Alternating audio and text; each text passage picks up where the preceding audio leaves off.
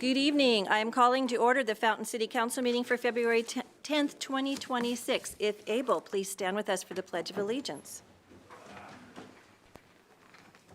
I pledge allegiance to the flag of the United States of America and to the republic for which it stands, one nation, under God, indivisible, with liberty and justice for all. Thank you. Madam Clerk, roll call, please. Mayor Thompson? Here? Mayor Pro Tem Estes? Here. Councilmember Veerhoff? Here. Councilmember Geek? Here. Councilmember Rick? Here. Councilmember Herzberg? Here. Councilmember Ruffinock? Here. I have 7 members present. All right, 7 present. Music to my ears. All right. Okay. Chief Cristiani, I'm going to throw it over to you for just a moment, please. Thank you, Mayor. Believe it or not, it has been, tomorrow will mark the 3-year anniversary of Officer Julian Becerra's line of duty death. So those of you that don't know, one of our officers was killed in the line of duty February 11th of 2023. Luckily, I don't want to say luckily, I don't know what the word is, but I've always been at a loss of words when this moment comes. But 2025 was a positive year regarding that case because we had full resolution in the courts. The suspect received the maximum sentence allowable by law. He'll spend the rest of his life in prison. And we had a very positive thing happen with the dedication of a community park over in the Aspen Ranch community named after Julian Becerra, and we had that last year as well. So while the event is obviously tragic, there's not a day go by that we don't think and remember Julian. But the things that happen along the way, our department has healed as much as it ever will. Gone but not forgotten, you know. Rest in peace, Julian Becerra, and I thank everybody for the support and for the mayor allowing me to say a couple of words. Thank you, Mayor. Thank you very much. All right. Our thoughts and prayers are always with him and his family, so thank you. All right, that takes us on to public to be heard. Citizens may address the council on items that are not on the agenda. Council may not be able to provide an immediate answer, but will direct staff to follow up. Out of respect for the council and others in attendance, please limit your comments to 5 minutes or less. And I do have 3 cards here tonight, and I will take them in the order that I received them.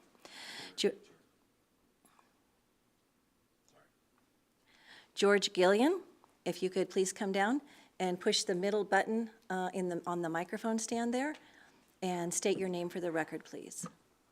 George Gillum. I'm just here tonight to address a situation over where I live in the neighborhood north of the middle school. I'm right between Linda Vista Drive and Buenaventura. I live on Buenaventura, but I'm right between Linda Vista and Mount View Lane. And I understand the middle school and that age group and people over there to pick their kids up. I get it, because they're young kids. Some of them need to be picked up by car. But what's happening is they're not going into the school parking lot to pick them up. They're lining up on Mount View Lane, Dale Street, sometimes over on Linda Vista, and it's a big bottleneck right there. It's bad enough with the school on 85. But when they flow over into our neighborhood and then they're cutting across to get up there to line up, it's really a mess. So I don't know if I'm supposed to be here addressing it, or should I go to the school board meeting and address it? I'm going to throw that answer over to our police chief, and he will address that with you. I saw him reaching for the mic. Thank you, Mayor. Sir, thanks for your concern. If you'd come over and grab my business card, I'd like to give you a call or have you give me a call tomorrow. Okay. What I'll tell you right now is I've got school resource officers too that work at the middle school that'd be more than happy to address the problem with you.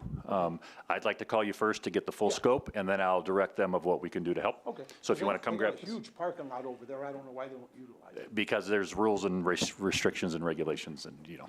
Okay. So, yeah, I'd love to help you, sir. Thanks. Thank you. Thank you very much.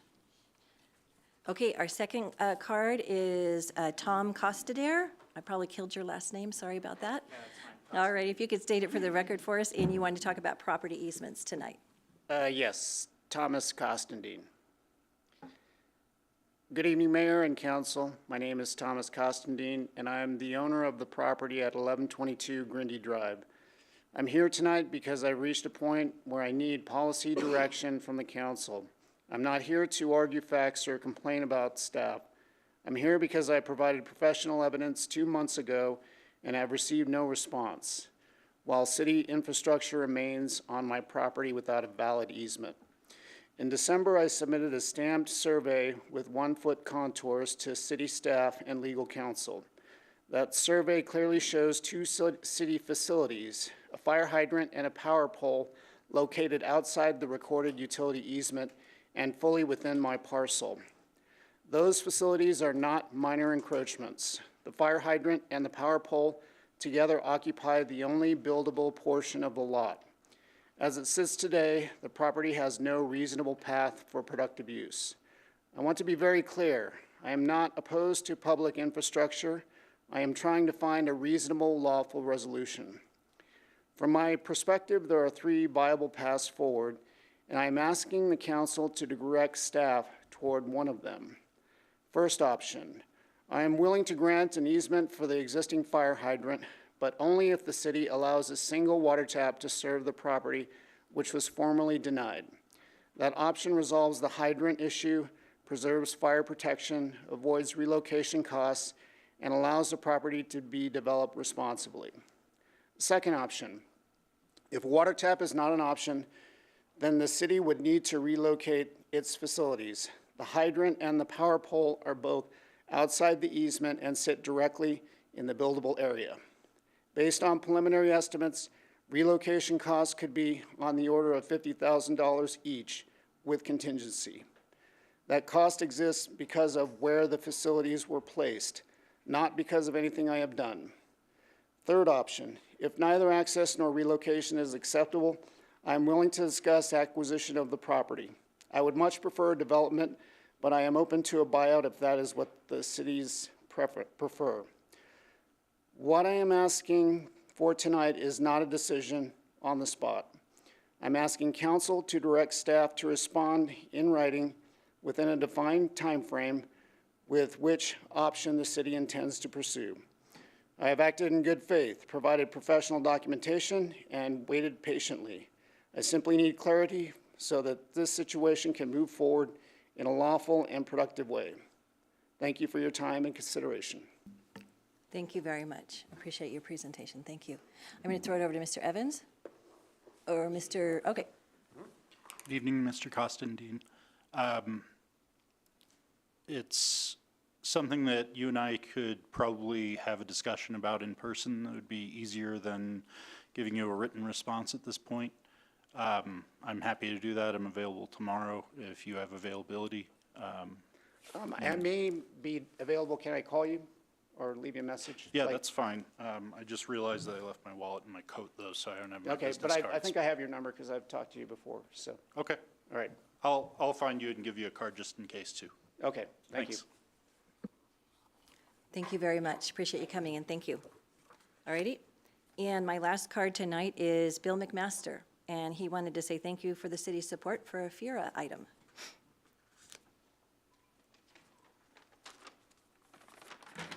My name is Bill McMaster.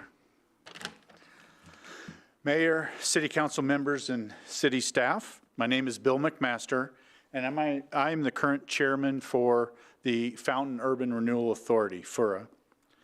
When I first joined the Urban Renewal Authority several years ago, we were just getting started to develop a long-term vision for what our town of Fountain, Colorado could look like.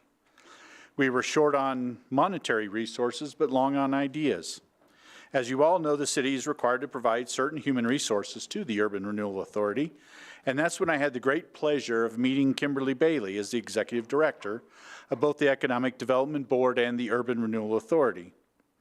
At that time, the city leadership had asked if we would be willing to help defray the cost of having Kimberly as our executive director. But after reviewing our ambitious growth plans and limited financial resources, we politely declined to do so. Fast forward to today. When I succeeded to the chairman position of the Urban Renewal Authority last year, I realized that many milestones of our group had been realized. Among other accomplishments, we achieved exciting growth up at South Academy Highlands. We acquired a prime piece of real estate in downtown Fountain on 8587. We brought Peaks and Pines to town.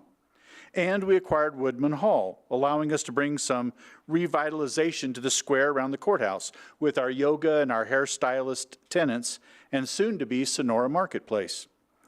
At the same time, some of our projects have yielded financial stability and resources with which to accomplish much, and to share back with the city in acknowledgement of the support and cooperation we've enjoyed and look forward to continuing. As a result, the Urban Renewal Authority would like to say thank you to the city and show our appreciation by financially supporting Kimberly Bailey as our continuing city resource and executive director. There's no doubt that without Kimberly's expertise and dedication and leadership, FURA would not be the success it is today.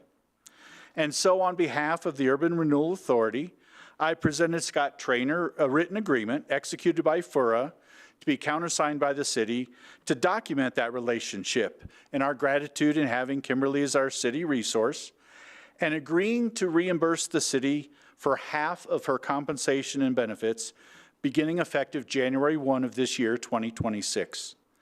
This is our way of saying thank you, city, thank you, Kimberly, and thank everyone for their continued support as we continue to work on revitalizing our beloved community here in Fountain, Colorado. Thank you very much. Thank you. Appreciate that, and I appreciate you guys even thinking of it. Mr. Traynor? Yes, thank you. Yeah, I had a great discussion with Bill a couple weeks ago about this, brought it up to the council at the retreat, and so that will be coming to the council for approval in the near future. All right.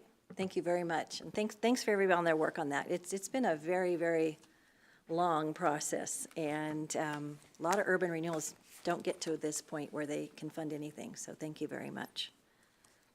All right, with that, that's the last card I have, so I'm going to go ahead and close public to be heard. The next item is item 5.1, presentations. Pikes Peak Regional Building Department is doing their 2025 year in review. Please come down and push the middle button there and state your name for the record. There you go. Here we go. Thank you, Mayor. Good evening, Council. My name is Greg DiGrando, and I'm the Public Information Officer for the Pikes Peak Regional Building Department. With me today is our Regional Building Official, Roger Lovell. We are going to take you guys through our numbers for the year, but because we have a few new faces since the last time I was here at least, I did want to give a very, very quick overview of what we do at Regional Building, and then we'll get into the numbers. So if you take a look at what we do the permitting. We handle all of the licensing in the Pikes Peak region, plan reviews for all construction projects, and then we also do the inspections out in the field. We handle both residential and commercial projects. We allow homeowners and contractors in this jurisdiction to pull permits. Some jurisdictions in the state don't allow homeowners to pull their own permits. Here in this jurisdiction, we do. So we do both homeowners and contractors. We are a very unique regional setup, so we serve 8 different jurisdictions, not just one. You'll see those on the right. We serve Colorado Springs, El Paso County, Monument, Fountain, Manitou Springs, Palmer Lake, Green Mountain Falls, and the town of Woodland Park in Teller County. So as soon as you get outside of the city limits of Woodland Park, then you become Teller County's building department. We are very unique. We are one of only 2 regional building departments in the state. I believe it is us and Steamboat Springs up to the north. So here's roughly how the project works. Basically, it all starts with plans. If the project requires plans, those plans come into our office to be reviewed. Once those plans are then approved, make sure that they meet building codes, then you can then get a permit. That permit will allow the contractors to actually start work out in the field. They will then progress through and then call in inspections along the way. And then our team will go out into the field and actually do those inspections. One thing I will point out is on the last slide, the difference between zoning and PPRBD. That is often one of the things that gets confusing to a lot of people.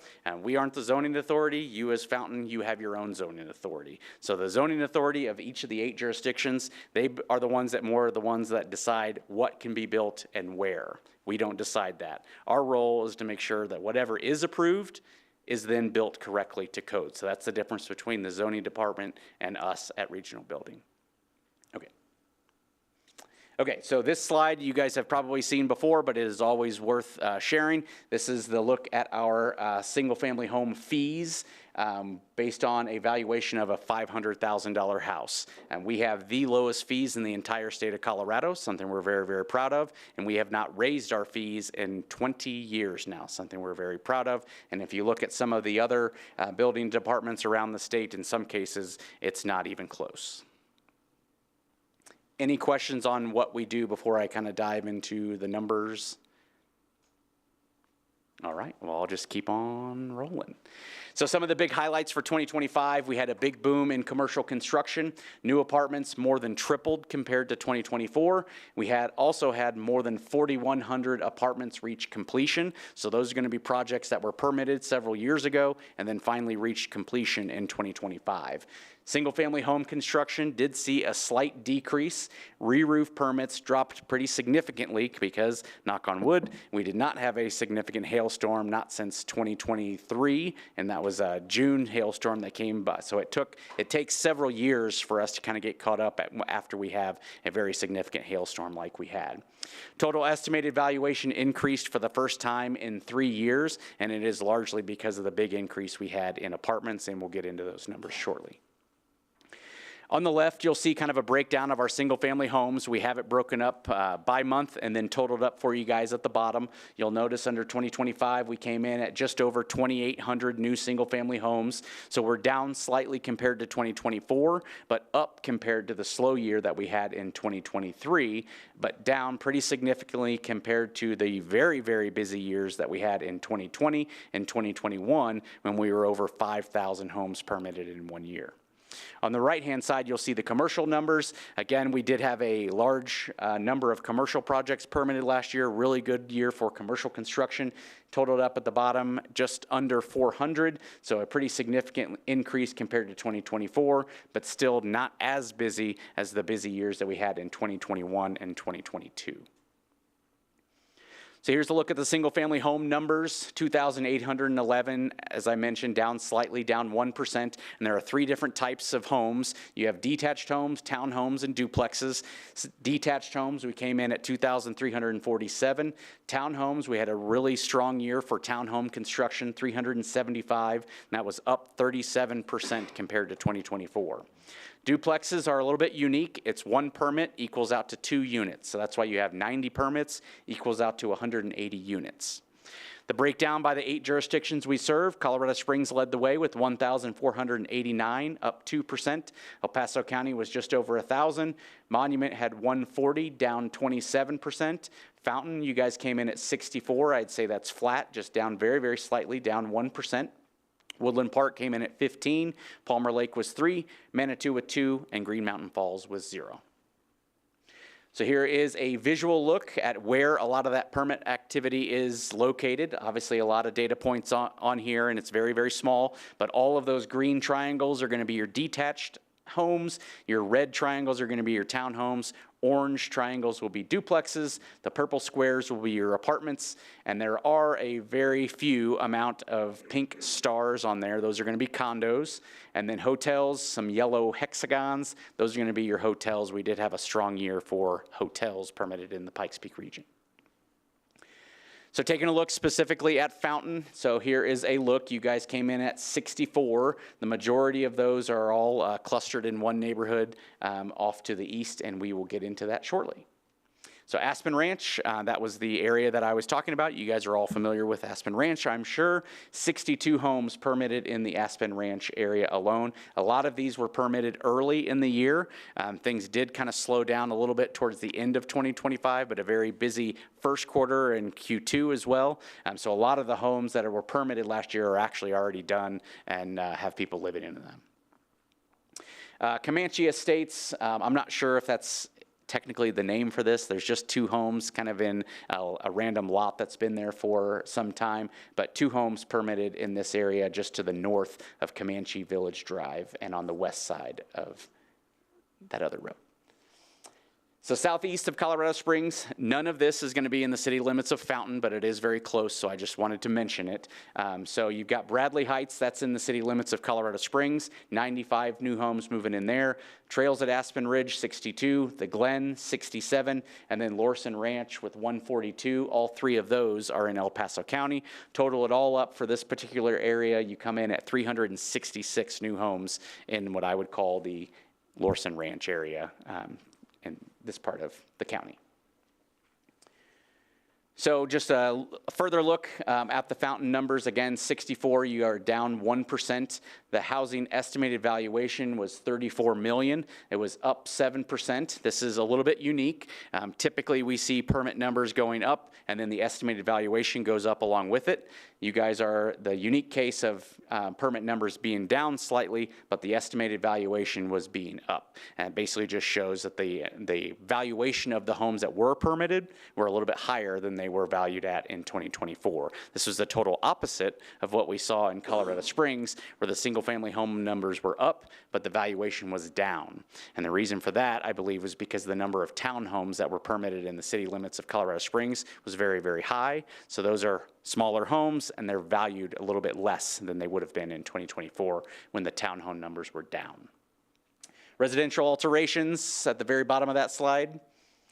2,664, down 21%. Estimated valuation on the alterations, 18 million, down 21%, and that is largely because of the big decrease in the re-roof permits. That falls underneath that residential alteration umbrella, so that brought that number down in total.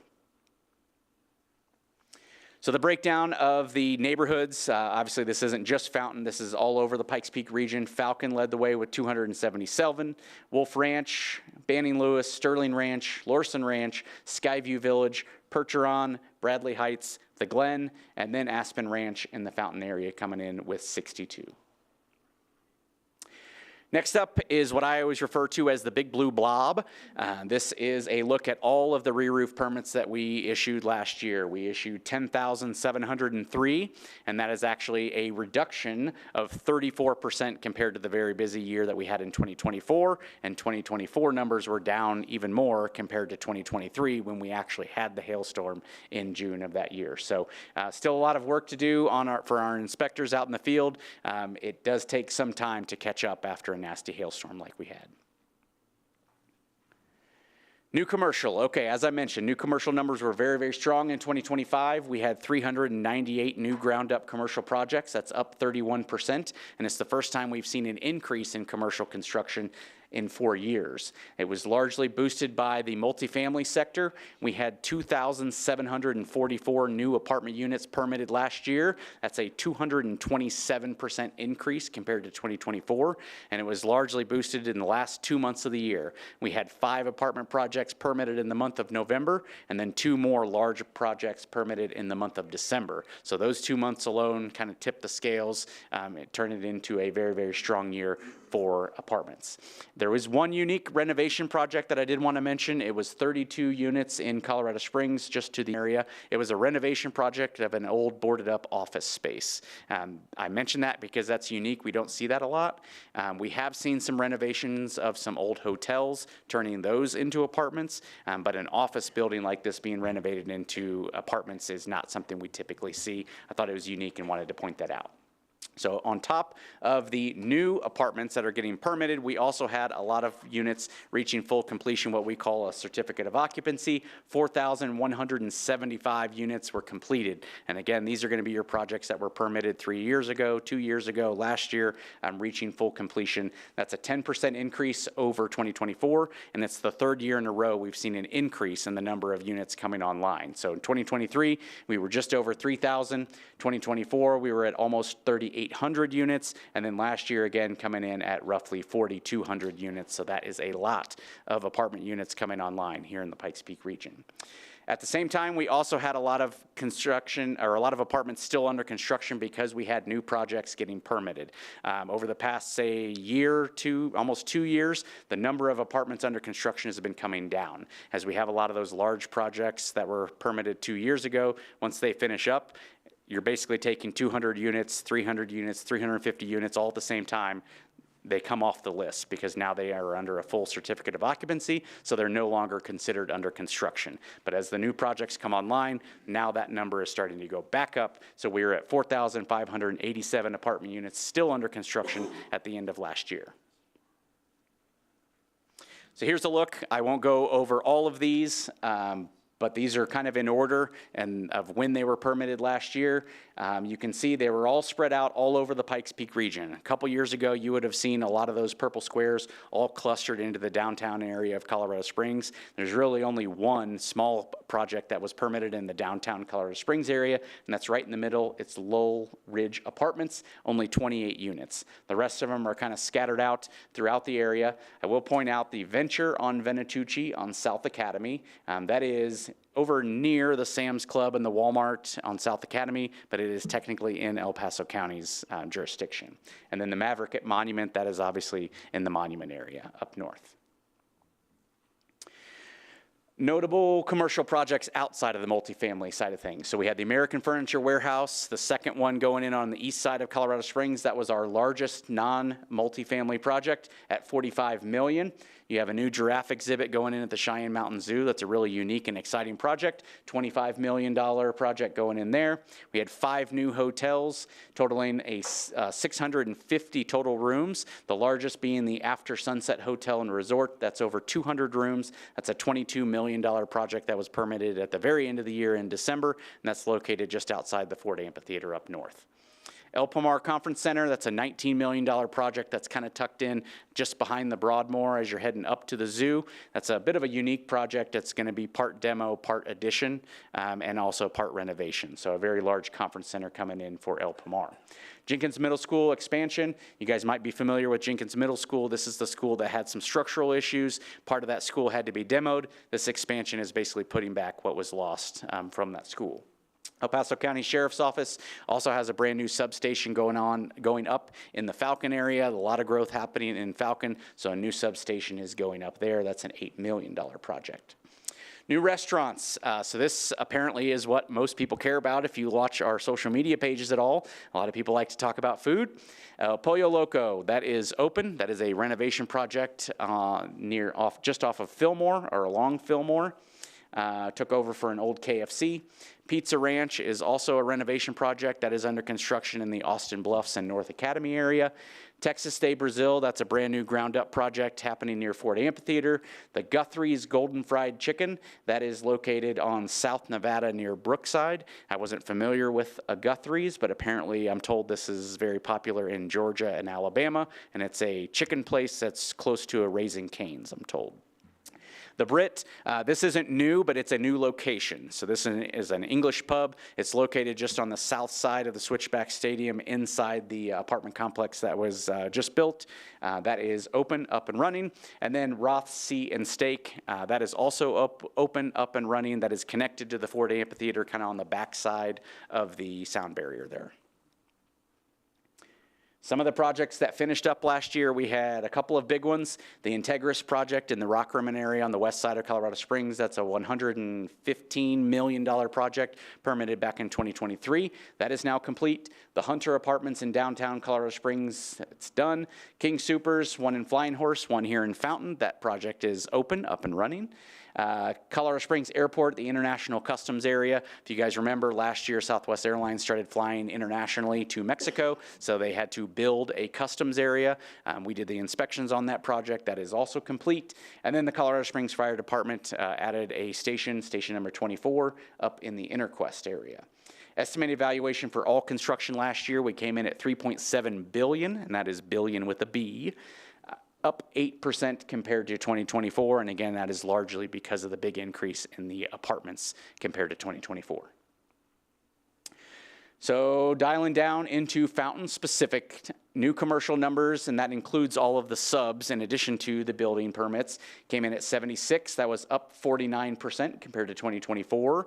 The majority of these projects that I'll highlight, you guys are probably familiar with, nearly all of them are in the King Supers area. You've got the new Int Credit Union, $2.5 million. The Valvoline oil change, that's not near the King Supers, that's near the Walmart and the Arby's, $1.8 million. The AutoZone, the Christian Brothers Automotive, the Whataburger, and the Chipotle, all of those are located very, very close to the King Supers project. So a lot of activity happening over there.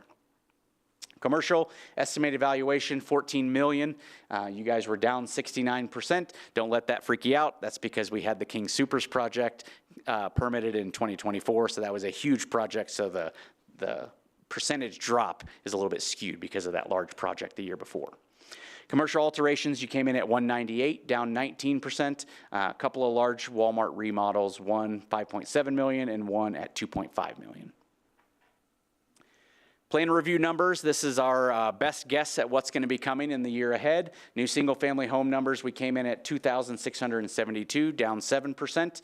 Residential alterations also down 5%. New commercial and multifamily down just slightly, down 3%. Commercial alterations also down. And then total plans, we came in at 11,629. That's down 6% compared to 2024.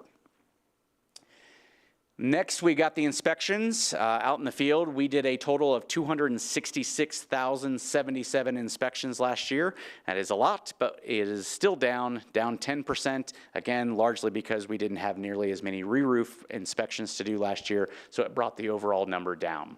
We ended the year with 55 inspectors working hard out in the field. The department averages just over 1,000 inspections every day. The daily average per inspector is around 20 to 21 inspections. So our team is working very, very hard out in the field. We are still offering same-day inspections. We are one of the only building departments in the state that offers same-day inspections. That is huge for our local builders. It helps kind of keep the construction process moving along that much quicker, being able to offer that. That's on everything except for roofing and our elevator team. The GIS mapping tool, so I would love to be able to share our beautiful green triangles with everybody, but it's not available. That is a static look at the end of the year. The awesome red dots that you see here, those are dynamic. They will move depending on the dates that you set. So this is available to you guys. It's available to your staff. It is also available to the public on our website, pprbd.org. On the left, we have a number of basically filters that you guys can set. So you can look at all the permit activity. If you want to set it specifically to Fountain, you can do that. So you'll only see Fountain's activity. You can set it by school district. You can set it by city council districts, county commissioner districts, lots of different filters that you can use. You can zoom into those red dots. You can click on them. It will actually give you the information, square footage of the home, contractor for that particular home. So a lot of really good information. It's a really valuable tool. If you want to waste some hours of your day, you can play around on this tool for quite some time. There's a lot of really good information there. And last but certainly not least, we have classes. We offer 4 classes, all for free. We have a Contractor 101 class. We had one in February. We've got another one coming up in March. The homeowner permitting class is coming up later this week. I still do have a couple of classes still available for anybody that is interested in signing up for that. It's not a homeowner permitting class in the sense that we're going to teach you how to build your deck or teach you how to finish your basement. We're going to teach you how to work with us, how to pull those permits, how to request the inspections, how to submit those plans. That's the type of stuff that will be going in that homeowner class. And the flyer is being sent around to you guys, so you guys can share that with your constituents if you would like. That class we offer quarterly, so we'll probably have the next one. If you can't make it this week, I'll probably have the next one later in the spring.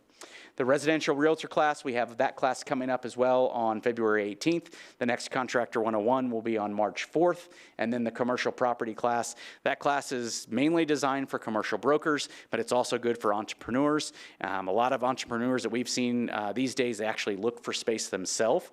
So it's really important that entrepreneurs, if they're moving into a brick and mortar, they move into the right space. If they don't, it can just lead to a lot more hoops that they have to jump through. So we want to make sure we're educating entrepreneurs to what they need to be looking for when it comes to occupancy classifications. That's what that class focuses on, and that class is coming up on March 10th. You can sign up for all of these classes on our website, pprbd.org/education. And with that, I think that's all I have for you guys. Happy to answer any questions you guys might have for us. You're coming up for air, huh? Yes.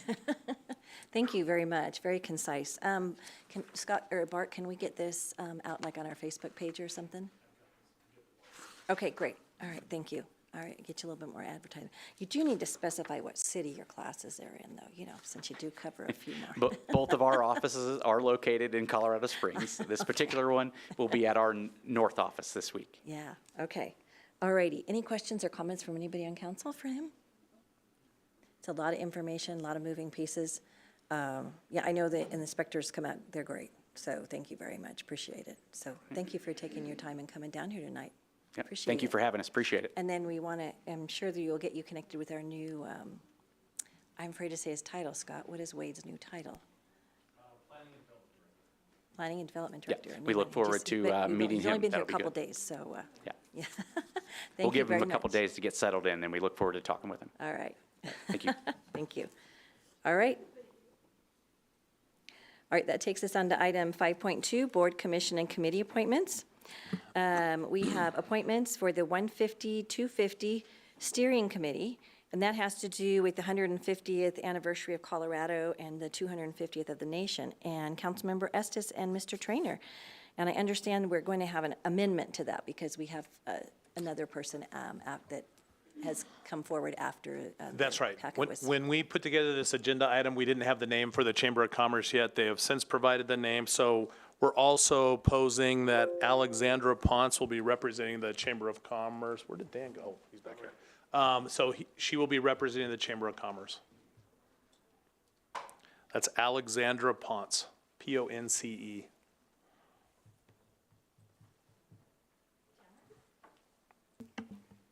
I don't have much to say other than that. I'm looking forward to get us started. Okay, all righty, this is to plan some events, and have some fun stuff going on down here in the 250, 150, 50. And we're including Fountain in the 50 because it's our 50th anniversary as a home rule city. And so with that, we do have to appoint the, it says 6, but we'll be appointing 7. Correct, Joni? Yes, ma'am. Okay, so we'll be Yes, appointing ma'am. 7. And please, if whoever wants to make the motion, include the Chamber Representative Alexandra Ponce. So, Councilmember Estes, what would you like to do? I move to appoint the 7 candidates representing each category, including Ms. Ponce representing the Chamber of Commerce, to the 150-250 committee to serve through 2026. Councilmember Geek.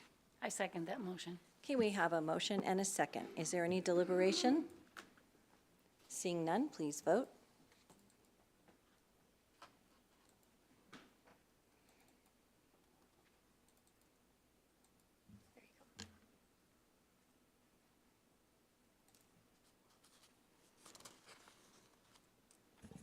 Is it showing for you?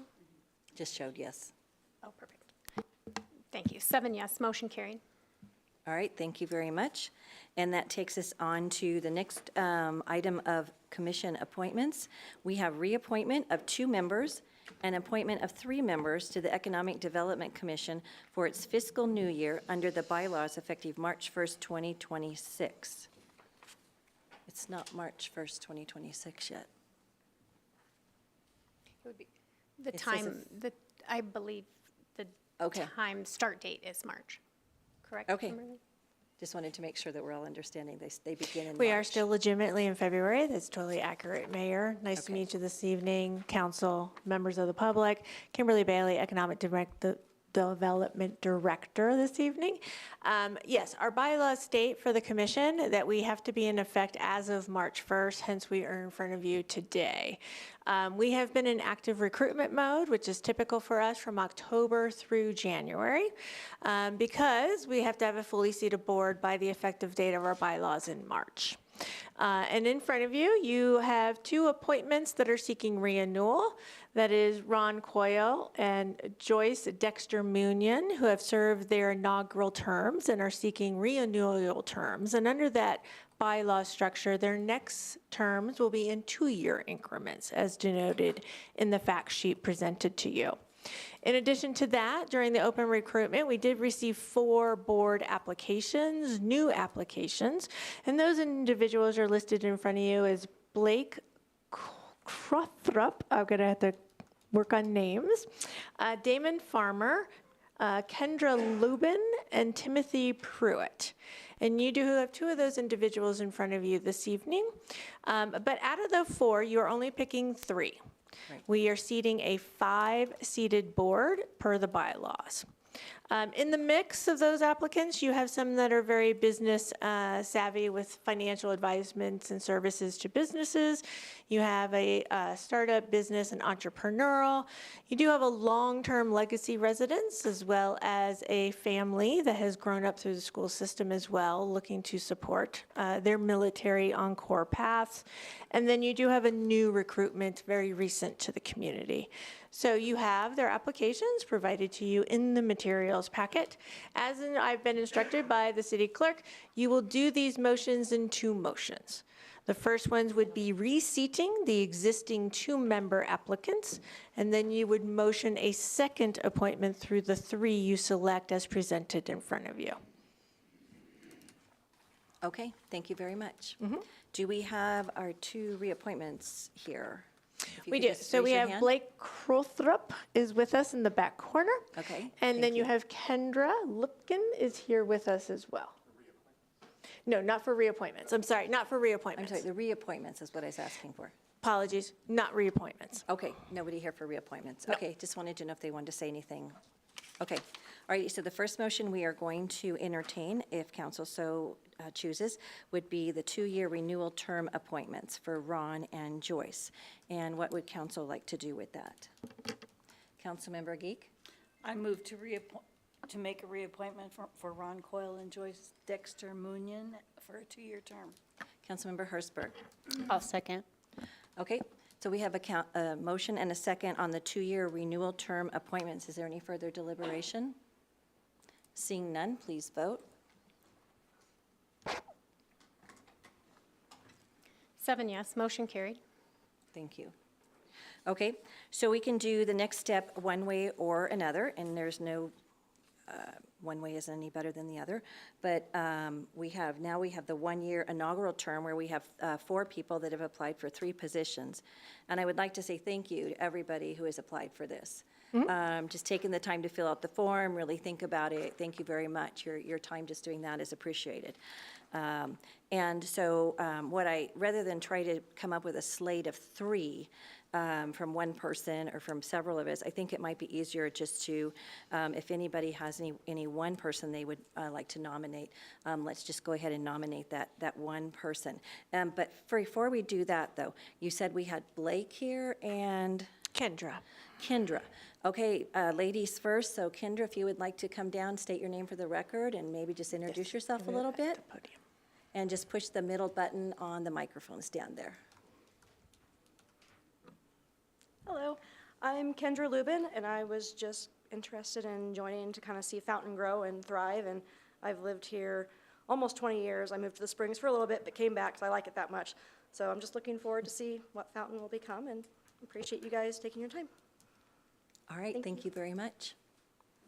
And Blake, if you could come down and introduce yourself, please. Good evening, everybody. My name is Blake Kruthupt. This is my first time in the council's chambers, but I just look back at that sign behind you as Fountain All-American City 2002, and that's what I want to get back to. I want to have my 3-year-old son be able to grow up in an all-American city with a revitalized downtown and other corridors, and that's what I see as a future. That's why I moved to Fountain in 2024. Yes, I am a newer homeowner in the area, but I see the potential that Fountain has. Thank you. Thank you very much. Alrighty, and so just make it clear, Damon Farmer and Timothy Pruitt are not here tonight, is that correct? That is accurate, Mayor. Okay, thank you very much. Alrighty, so we have 3 positions available and 2 of them here. So what would council like to do with this? Councilmember Hertzberg. And just to clarify, we're nominating one I at a think it'd be time? easier one at a Okay. time, yeah. I would like to nominate Blake Cuthrop, Blake K. Blake K. Okay. to Fountain EDC. Alrighty.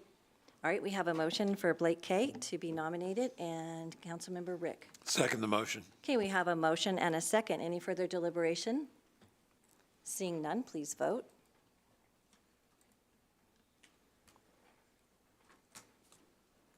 7 yes, motion carried. All right, thank you. Councilmember Rick. Move to approve Kendra Lubin to the Economic Development Commission. Councilmember Estes. Second. Okay, we have a motion and a second for Kendra Lubin for the Economic Development one-year term. Any further deliberation? Seeing none, please vote. 7 yes, motion carried. Okay, thank you. That is one remaining spot. We have Damon Farmer and Timothy Pruitt. And boy, these are the tough decisions because you just kind of put a name in the hat and because they both look very qualified for anything. So what would council like to do? Councilmember Hertzberg. I'd like to move Damon Farmer to Fountain EDC. Okay, we have a motion. Do we have a second? I'd second that, Mayor. Okay, Councilmember Ruffinoff, I was going to pick you. Okay, next time wait till I pick you. Okay, all right, we have a motion and a second for Damon Farmer to be nominated for inaugural first-year term. Any further deliberation? And we're not cleared from the last vote.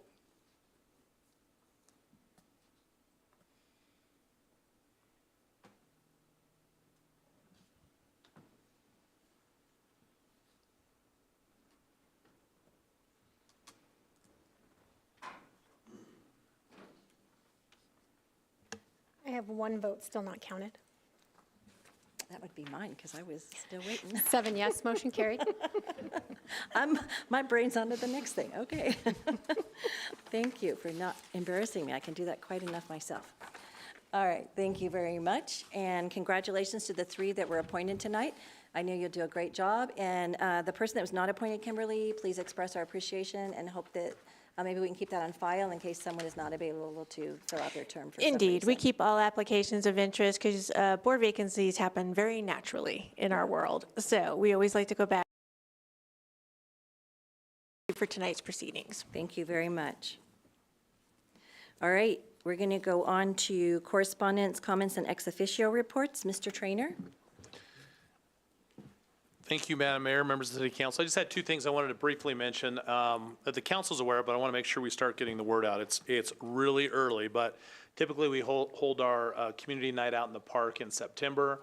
Just want to let people know we're going to be moving that up to midsummer to try to get more interest, longer day. We're also doing it at a time where there's some other activities going on at the park, so we think we'll get some additional interest there. We will be advertising that. We're putting together sort of a package of information. We can start getting that out to our community here in the next few months.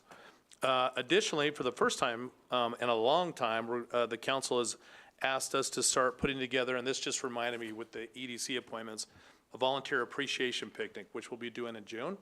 And so right now we're in the process of creating that list and we'll soon be reaching out to the volunteers and asking them to come to that, inviting them to that. So that information will be coming out shortly as well. That's all I have. Thank you. Anybody else down the table? Nope. Back row? Bart, anything? Okay, IT? No, ma'am. Thank you. And City Clerk's office? No? Nothing tonight, thank you. All right. I'd like to go on record and make it really clear, because I can't go anywhere without getting asked. No, Buc-ee's has not called me. Okay, I don't have any information on Buc-ee's. Scott put out a statement that we're welcome to talk to any business, but Buc-ee's has not called me. So just in case you don't have my number, my city phone number, Buc-ee's, is 719-308-4793, sthompson@fountaincolorado.org, or you can do the other one, tevans@fountaincolorado.org. But I'm on record that Buc-ee's has not called me. So if I go to church with you or I see you anywhere in the community, Buc-ee's has not called me. So, okay, the record is clear. All right. With that, Councilmember Hertzberg, has Buc-ee's called you? No, Mayor, and Oh. nothing for me tonight, thank you. All right, thank you. Councilmember Estes, has Buc-ee's called you? No, and I have nothing else this evening. Councilmember Rick, has Buc-ee's called you? Yes, absolutely. They called me a lot of names, but they didn't call me on the phone. Oh, So you mean they it's- yelled at you and you're doing out the door because you forgot to pay? Yes, Okay, all right. absolutely. Well, that doesn't count. I have nothing tonight, Madam Mayor. All right, Councilmember Geek. They haven't called me either, and I have nothing tonight. All right, Councilmember Ruffinock. I have not heard from Buc-ee's, and I have nothing further. Okay. Scott, it's going to make it really hard to get your Bucky nuggets, you know? Let me have to, yeah. Okay, Councilmember. Ours is Councilmember Sean, and then I'm like, it's not Councilmember Sean, it is. That's Councilmember Bond, James Bond. How about Veerhoff? I've got nothing, Madam Mayor, and, yeah, I do, actually. We've got the event at Council Chambers on Thursday for the Business Economic Board. So if the public would attend, that would be good. And I have nothing else. And Buc-ee's has not called me. Okay, all right, well, okay, we've cleared the deck, so Buc-ee's has not called any of us. And my phone number's out there now, so feel free. All right, and bring your own water. Okay, all righty. Glad the Buc-ee's mystery is solved tonight, okay? That takes us on consent agenda. All items listed in our consent agenda are considered routine and will be approved with one motion. There will be no separate discussion of these items unless a council member or citizen so requests, in which case the item may be removed from the consent agenda and considered separately at the discretion of council. We have items A, B, and C on the consent agenda, and what would council like to do with that tonight? Councilmember Ruffinack? I saw you reaching. I make a motion to approve the Okay. consent agenda. We have a motion to approve. All righty. Y'all just want to be here a long time tonight, huh? Councilmember Hersberg. I'll second. Okay, we have a motion and a second. Any further deliberation? Seeing none, please vote.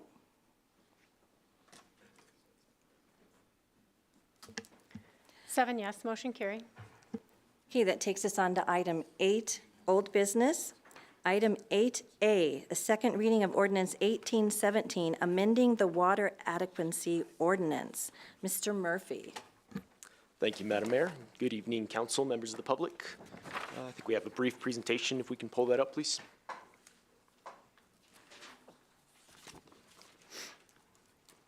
Thank you. So this is the second reading of an ordinance that is seeking to repeal and reordain certain sections of the utility code, which is in the city's municipal code. These sections are what we generally call the water adequacy ordinance, and we are really kind of changing this code as some housekeeping items in preparation for having new taps and new water resources available for development. So these were just the changes that we felt we needed to make in the code to be properly prepared for that. I expanded on what we are changing last time. I just give you a very brief recap and overview. There are 3 kind of fundamental changes that are found in this ordinance.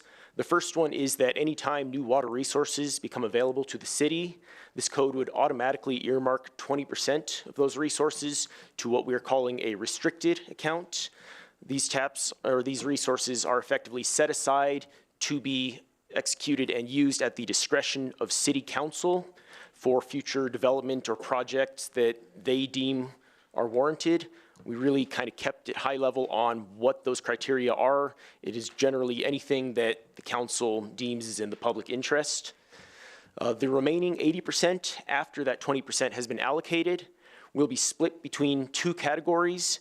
Those splits will be directed by council through a separate resolution we will bring back at the next council meeting. That will earmark how many taps or water resources go into an account for commercial, industrial, and institutional, and how many go into an account for residential.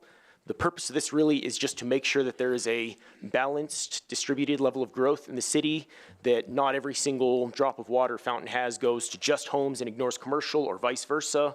We really feel this is a tool or a mechanism to promote a healthy, diversified level of growth between both the residential housing needs and the commercial needs that the city desires. And then finally, the third change in this code is a new policy dictating that the city's water resources are not available to serve new requested annexations. As we touched on last time, these resources we have coming online are not sufficient to satisfy the level of infill we already have within city limits. And by allocating those to new properties that are seeking to enter into the city, that really only exacerbates the problem. So this policy really tries to curtail that and keep this focus on the infill within the city right now. I do just want to add one clarifying note. These code changes apply only to the areas of the city that are served by the Fountain water utility. Areas up north that fall in wide field and security would be exempt from these, and they would follow the policies under those utilities as they may have different supply constraints. So we did make a few minor changes to this ordinance language since the first reading at the last council meeting. We amended section 1305.010, which is really the purpose and intent, just to better memorialize what the city is really trying to achieve in making these code changes. Really just helps to make them more legally robust under future scrutiny. Additionally, we made some minor changes to section 1305.070. That really was just to clarify the time frame if somebody chooses to reserve water taps, which is already a provision in existing water code. That just provides some clarity on how long they can reserve those taps for and what the process looks like if they fail to achieve their development, how that money goes back to the developer and the water comes back to the city. And then lastly, we just made some minor legal wording changes at the direction or advisement of the city attorney for some areas that touched on sole discretion. Other than that, there are no additional changes that have been made. So we are recommending tonight that council approve ordinance 1817 as amended on second reading. And then again, we will be bringing back a resolution at the next council meeting to formalize what council has proposed of splitting the remaining 80% between that commercial and residential. And with that, I'll take any questions. Thank you very much. Mr. Evans or Mr. Trainer, anything?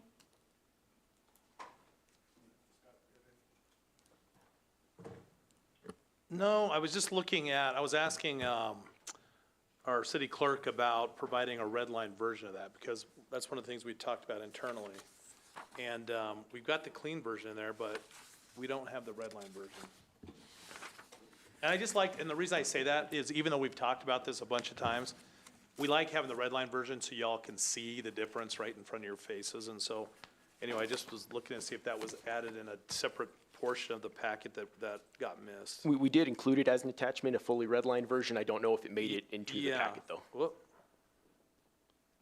Yeah. I'm not seeing it.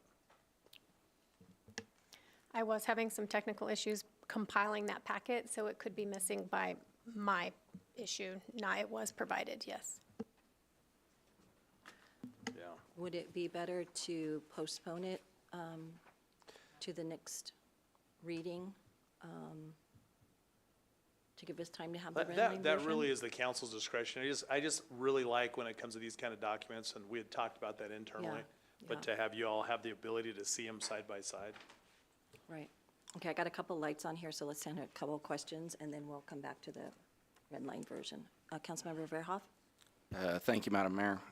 With the fact that I don't have a red line version in front of me and we're voting on an ordinance, I'm not comfortable voting on this measure at this point, so I would move to postpone. Okay. That's not an actual motion at this moment, though. That's just a discussion, right?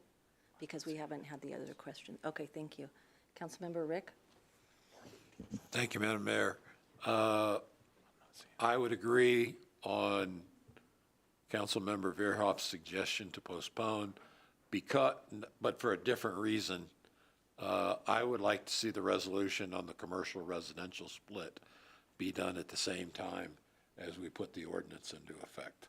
I don't want to get into a situation to where we don't have the resolution out there saying what the split is, and we have a bunch of developers come in and try and buy up all the allocations before we have that resolution out. So that would just be my suggestion. That is not a This is a discussion. that is not a motion. Thank you for clarifying that. Okay, Mr. Trainer. We have a couple of people up here that, for different reasons, were wanting to postpone it. One, because it's not redlined, and I do remember having that discussion. Didn't catch it, though, in reviewing the packet. And then someone else would like to see the resolution for the fee, how we're splitting it at the same time. Yeah. Not the fee, but The resolution, how we're splitting it up, the Correct. commercial and the residential at the same time. We can do that. So we would just If the council's comfortable with that, we can do that. be postponing this until next meeting, Yep. or Yeah. I don't want to do a specific thing if it could be for longer. to a date no longer than 30 days? No, next. I expect we would have everything lined up for the next meeting to bring all of that back. Okay, so it leads me to another question before you make a motion, just a process question. Would it be better to then, under new business, postpone item B there also, 9B?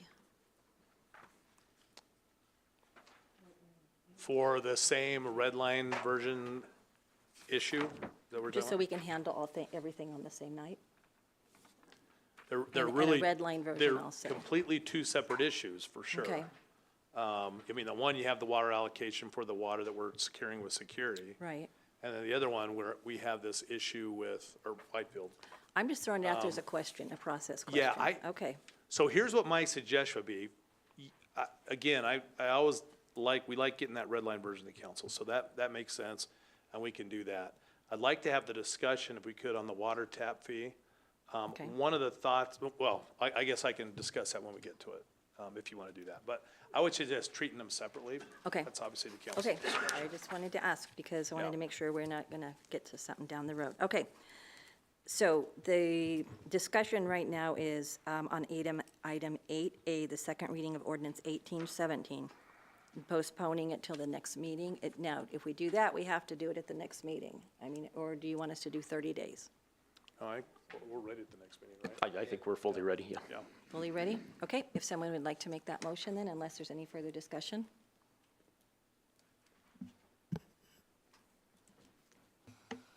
Councilmember Rick? Move to table second reading of ordinance 1817 until the next regularly scheduled city council meeting.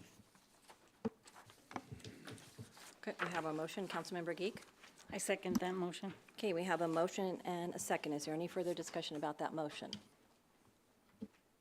Okay, seeing none, please vote.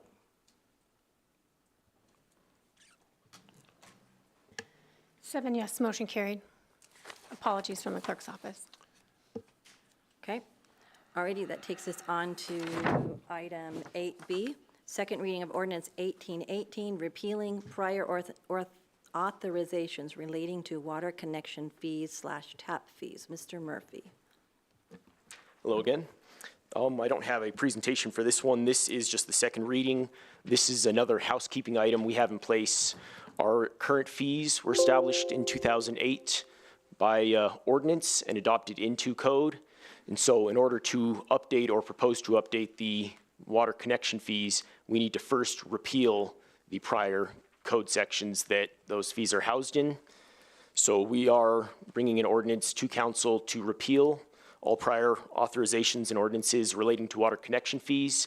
It is worded that vaguely because there is kind of a long, complicated history in how those fees were changed, some different code repeals that we did and then tried to fix after we realized after the fact that we accidentally threw the baby out with the bathwater. So trying to follow that paper trail is a little tough.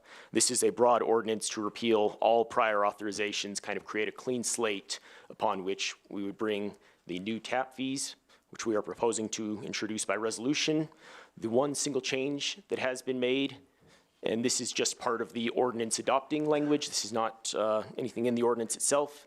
We are proposing that this repeal ordinance only be effective upon publishing per the city code and upon passing new fees by resolution, meaning if the fees are not passed tonight or if council wishes to have more time to consider those, we will still have valid tap fees on the books until new fees are approved. So that is the one change that was added to that ordinance establishing language, just to ensure that there is no gap if council decides not to take action or do something different with the connection fees tonight.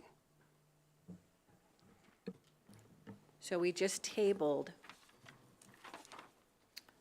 amending the water adequacy ordinance, and then now we're on to repealing them. And then, Scott, go ahead. Thank you, Madam Mayor. So yes, the first one is water adequacy ordinance that's going to allocate those additional water rates we're getting. The one that you're talking about now is really repealing the water taps and setting up the structure where the following item is a resolution to adapt the new water taps. In the last meeting, there was a little bit of discussion about the impact on businesses, and I remember Councilmember Rick asked specifically the question about, can we provide incentives and can we waive fees? When I say we, really the council, or make other adjustments based on economic development needs and desire to attract businesses, et cetera. And so we took that, and we evaluated a number of businesses that are currently in the process right now. They're in the process, and so they're not to the point where that information is public, but just to let you know, there are a number of businesses that are in process. And so what that means is that they have evaluated coming to specific locations in Fountain, made those business decisions based on the existing water taps pre any modifications, and have been working with the land developers to make those things happen. In fact, several of them are getting ready to submit their official plans. They've been working with staff, and et cetera. So based on that, I talked to a couple of you about the potential of tabling this item, because there's a couple things we want to look at least to present to the council as an option. One option would have been to create, or would be to create, some sort of incentive that would pay for that incremental difference. If there's an incremental difference between today's water tap and the one after you adopt a resolution, well, those businesses have sort of committed moving forward based on the old one. And we thought, well, one option would be to take a portion of that incoming sales tax, the new sales tax generated by them, and use that to pay that increment. Another option may be to waive or reduce the new water tap fee. And so we want to make sure that we're getting the right language of that. So initially, my inclination was, let's table this and come back with some language. However, one of the things that is important for us is to set a timeline for the council.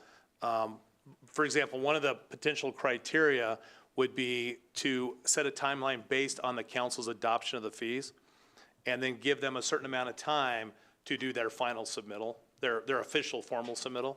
And so my recommendation now would be to move forward with this ordinance.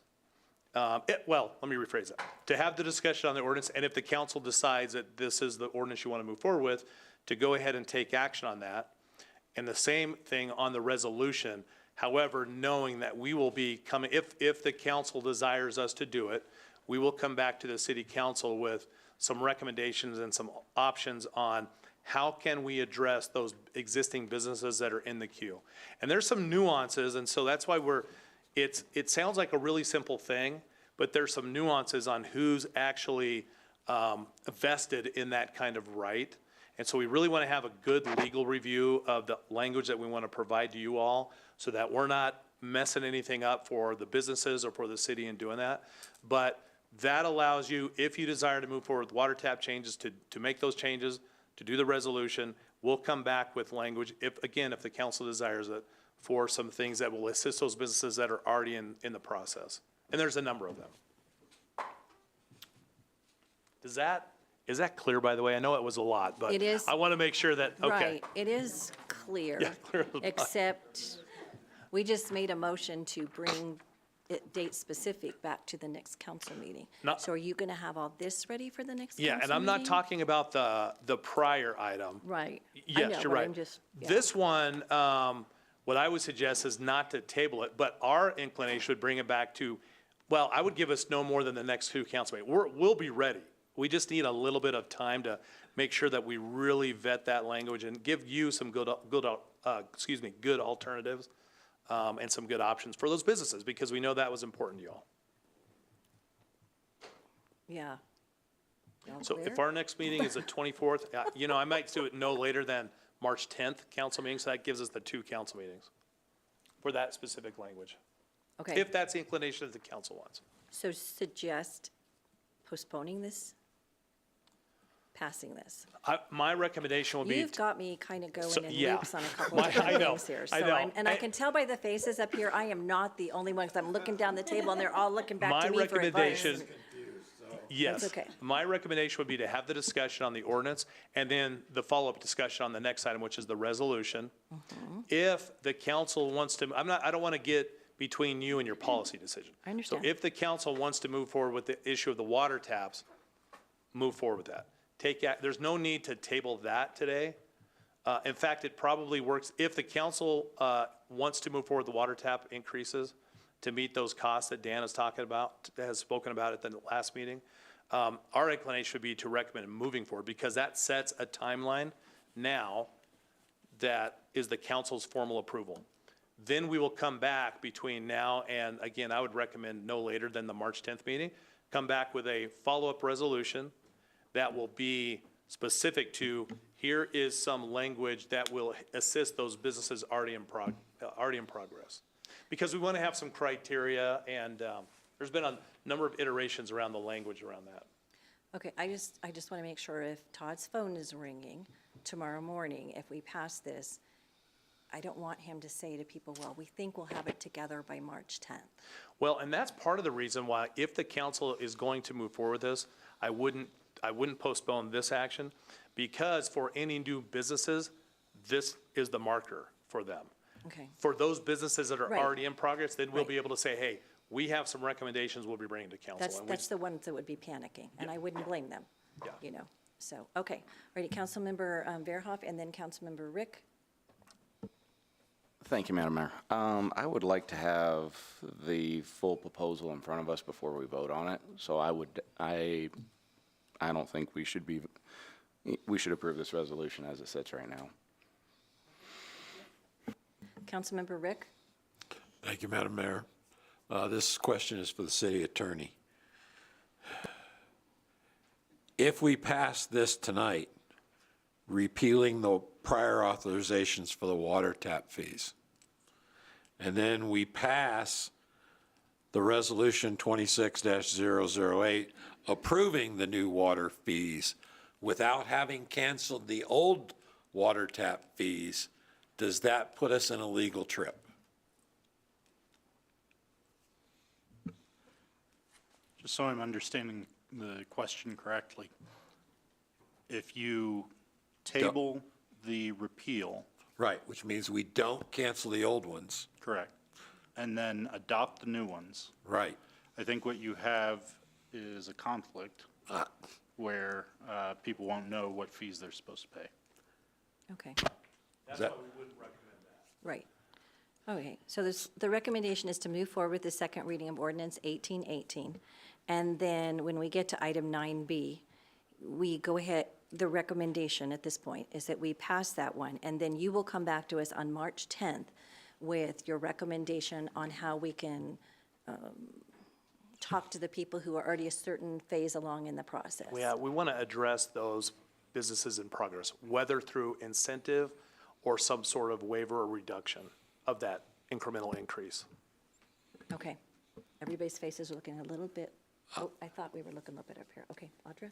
So we're not just grandfathering people who are at a certain, that's not a great term, but it's what came to my mind at the moment. If you're at a certain phase, we're not just I mean, doesn't that sound like the simplest way to do that? Except attorneys hate that term. I know.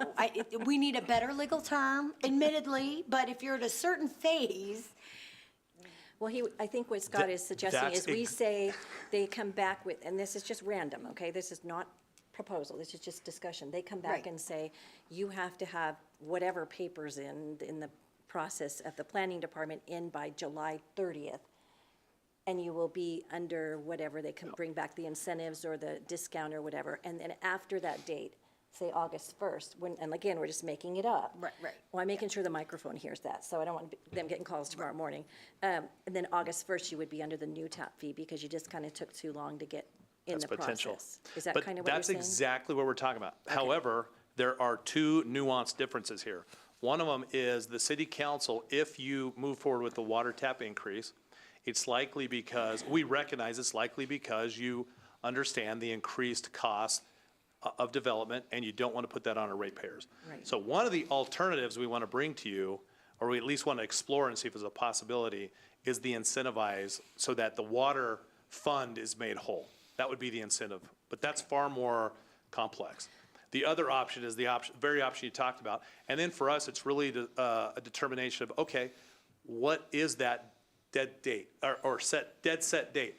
Is it the day that they started talking with us 5 years ago? Probably not. But is it the day where maybe they scheduled their development review team and actually started working with us in earnest? That makes more sense. So that's what I'm saying. We're just trying to get some of the nuanced language so that it's consistent criteria across the board for all the Because I folks that are certainly, potentially in that process right I now. don't want anyone to abandon a project with Right. Fountain because they hear this, nor do I want anyone to assume that because they called us once 3 years ago, Right. their intention to develop meant that they can use. So I'm worried about going forward without those criteria being known, and yet at the same time, at some point, you just have to go forward. I think that is where we instruct staff, say, our intent is to keep moving forward with these ordinances, but we are instructing you to, at the March 10th meeting, bring us back those policies for people that are in a certain process and we can play with it then too. We don't have to. And I would say, no, sorry. I didn't mean to No, jump it's in. okay. I'm pointing, I hear you, yeah. I would say just no later than March 10th, because the reality is, our folks here are the ones that are dealing with and they really want to make sure they're moving forward in a timely manner. And so our inclination would be to do it to the February 24th meeting. I just want to, right, that's the next one. I just want to make sure that we have some room if something weird happens. Well, I guess theoretically, if we're not quite ready, which I can't imagine why we wouldn't be, we would bring it to you, we would talk about where we are, then you guys could decide if you want to continue that discussion again. So certainly, if you feel like March 10th is too far out, set it for February 24th. Okay, all right, well, I'm comfortable moving forward because I trust the staff. They take good care of our city, they're great employees, they're looking out for our residents and our citizens, and, I'm comfortable with the recommendations that we can give them tonight. Councilmember Rick? Based off what I've heard, especially from the city attorney, it sounds like we either need to pass both of these or we need to table both of these. I'm not advocating one or the other. I'm just saying whatever we do on this one, we're going to have to do on the resolution. Right. And that's all I wanted to say, Madam Mayor. I just think it's tough on a business when we're wiggling and they want to come and they want to start making their plans for spring and summer building. And if we wiggle this down the road another month or two, that's not going to go over really well if we do make changes to increase it. So I would encourage people to say, let's move forward with 8B where we're at now, and then that would fall into your scenario of if you do one, you have to do the other. So that's where I'm at. So I haven't heard from Councilmember Geek or Hersberg or Estes. Councilmember Estes, you have your light. Okay. My question is, to clarify this, the motion for this, could it be to approve ordinance 1818 with the stipulation that the fees do not go into effect until we have the follow-up with whatever, with this, grandfathering in or whatever we're calling it?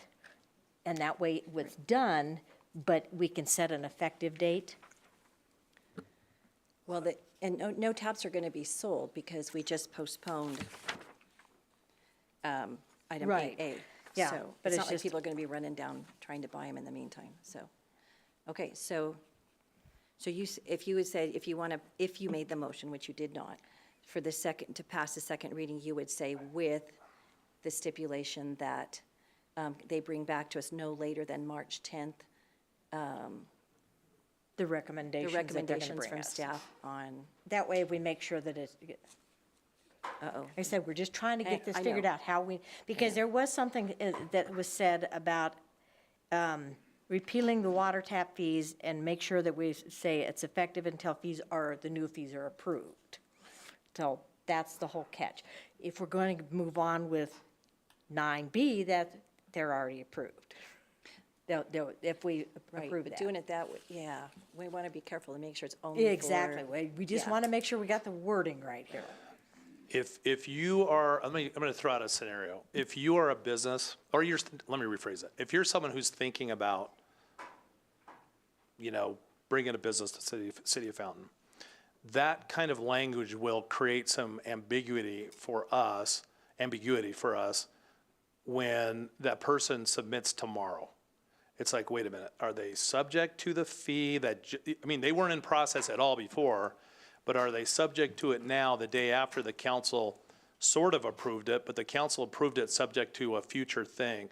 So I think if you're going to go that route, it's probably safest to table it altogether, as opposed, and the reason why is because your approval today will set the fee for the business that says, you know what, I think it's a good idea to come to Fountain, I'm going to come tomorrow, right? Today would be that deadline, right? Would be that drop dead date.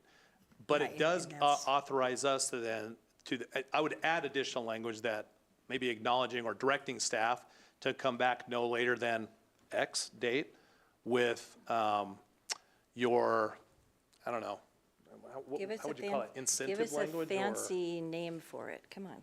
What did you call it? You called it something earlier. I was pretty impressed with. It's a legal term that I tend not to use in public. This is your just to not give people ideas on how to contest things.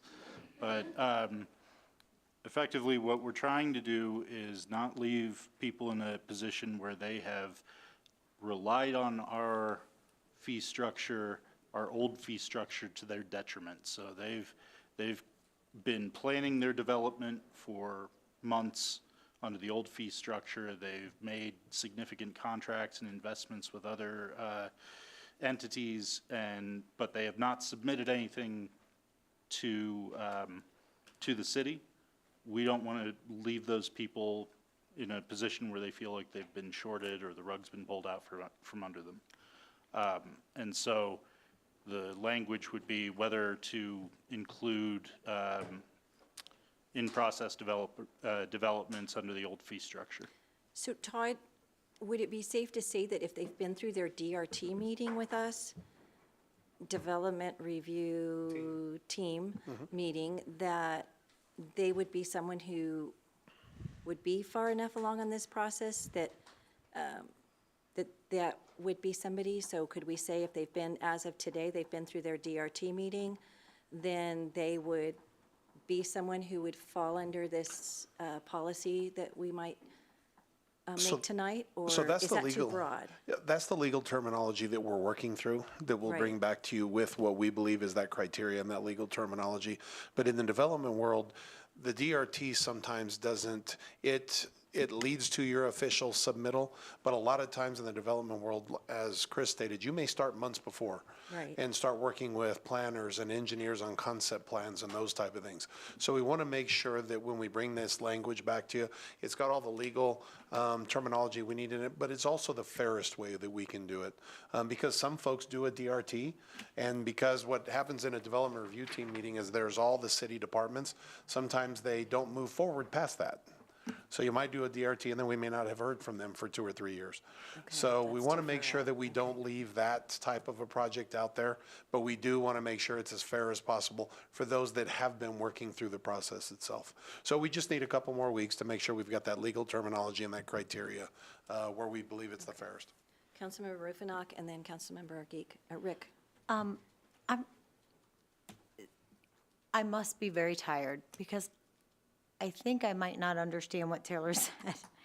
Because one of the changes that was made to this was that under Section 4, everything stays intact and our tap fees stand until the publishing and adoption by City Council of new connection and tap fees by resolution. Is that not 8B? No. That's not the second half of it. Did I confuse my pages? Is that the problem? So if you do this one, then I think it's on the assumption you're going to do B on the I thought that was one of the changes. I'm sorry. Perhaps I've confused my pages in the reading. My apologies. Councilmember Rick, and then I'm going to make a suggestion.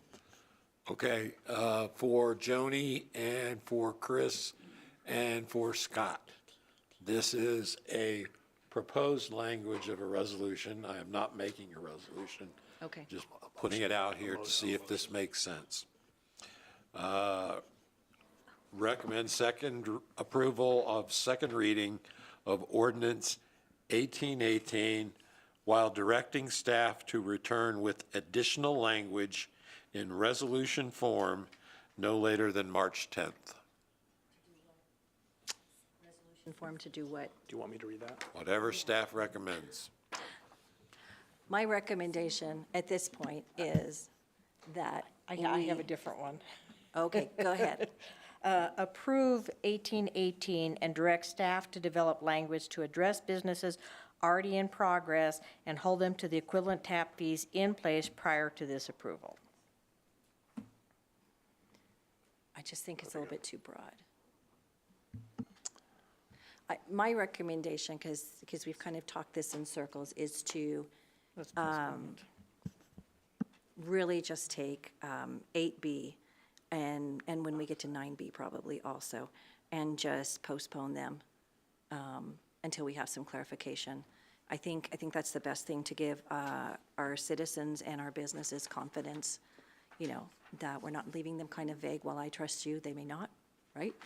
Believe it or not, huh? Understood. And that would just be my recommendation, because I think we can do this for another half hour, 45 minutes, and be the same place. So if someone would like to make a motion to that, Councilmember Hertzberg, I move to table Resolution 1818, till That ordinance. Ordinance 1818.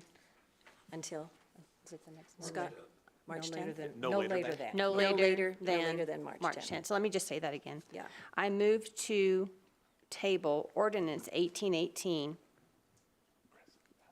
no later than March 10th. Okay, we have a motion. Councilmember Verhoff? Second. Okay, we have a motion and a second. Any further deliberation? Y'all want to go home? Seeing none, please vote.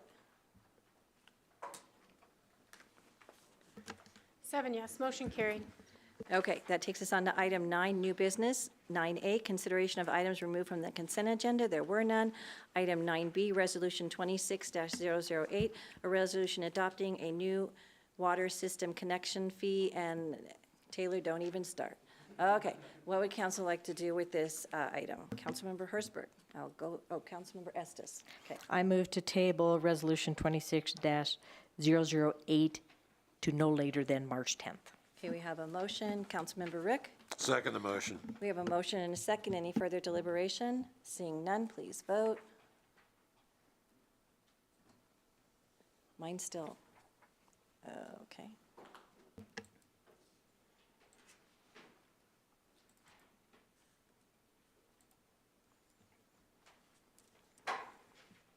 Seven yes, motion carried. Okay, item 9C, Resolution 26-0, who voted no? Who voted no? I didn't catch it. I thought, it looked like somebody voted no. All right, Resolution 26-009, a resolution to establish a policy for the utilization of revenues derived through intergovernment support agreements, IGSA, with military partners. Mr. Trilch. Yes, good Bring us evening, back Mayor. on track, Mr. Trilch. Yes, good evening, Mayor and City Council. John Trilch, Assistant City Manager. I'm here to discuss with you the use of our intergovernmental support agreement revenues. As you know, our military partnerships program continues to expand. This year, we are projected to provide in excess of $13 million in services just to Fort Carson, and that continues to grow.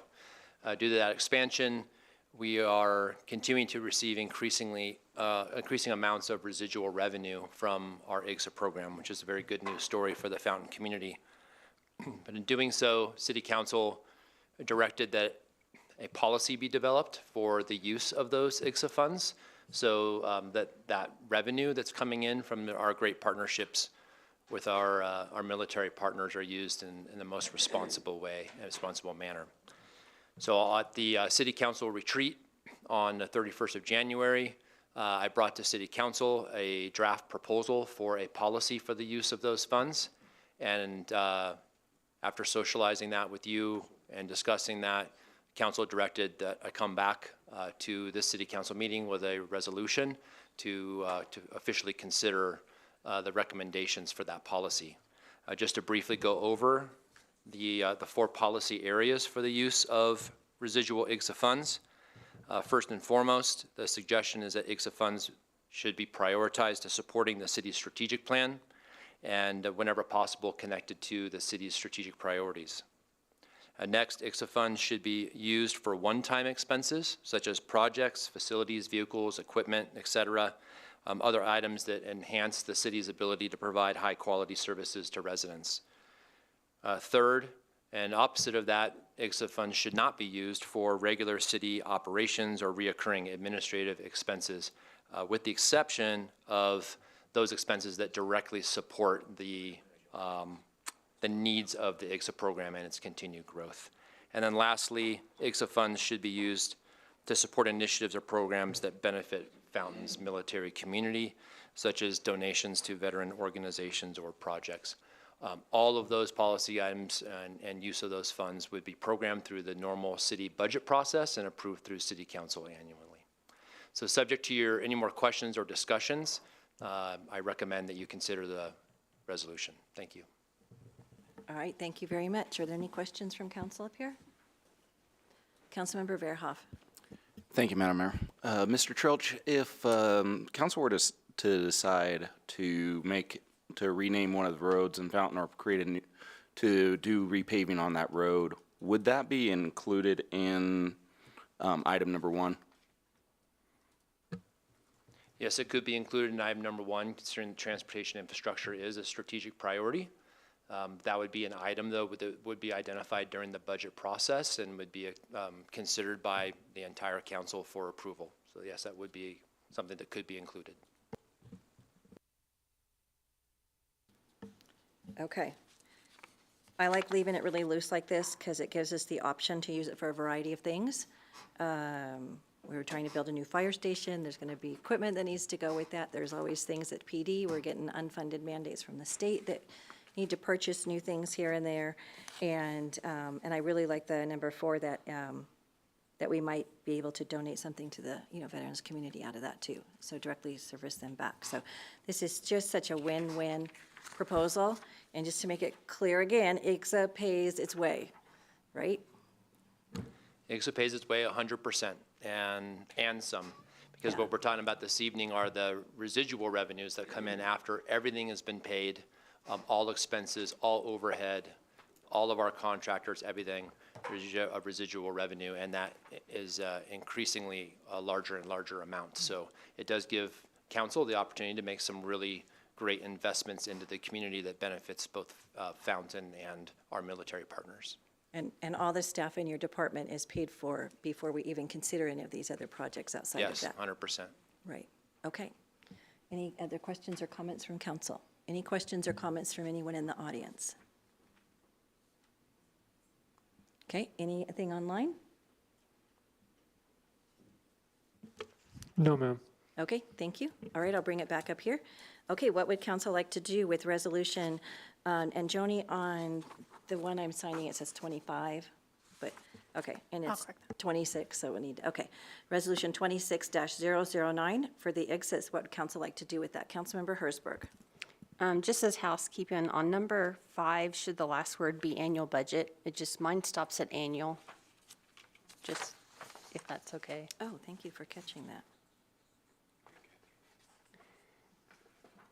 And if it's okay Yeah, to that's a good with that, catch. Yeah, just, annual budget is what that Okay. refers to. Yes.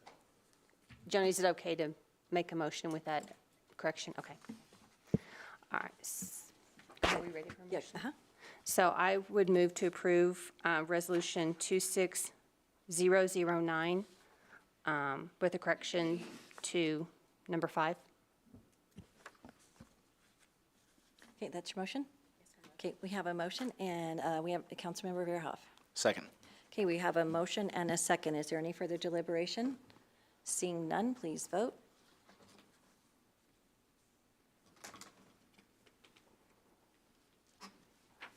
Seven yes, motion carried.